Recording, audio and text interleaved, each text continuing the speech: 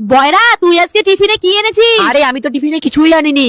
ঠিক আছে, কোনো ব্যাপার না, আমার এই টিফিনটা থেকে দুজনে ভাগাভাগি করে খাবো। আর হ্যাঁ, তোকে তো একটা কথা বলতে আমি ভুলেই গেছি। এই দেখ, এই টাকাটা আমি আসার পথে কুড়িয়ে পেয়েছি, কিন্তু এই টাকাটা আমি বাড়ি নিয়ে যেতে পারবো না। মা ভাববে আমি চুরি করেছি, তাই এই টাকাটা তুই নিয়ে যা। না বেঙ্গলি, আরে আমি রাখ তো।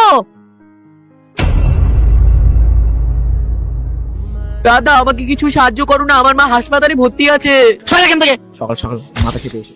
কাকু কাকু আমাকে কিছু সাহায্য করো না, আমার মা 2 দিন ধরে হাসপাতালে ভর্তি আছে।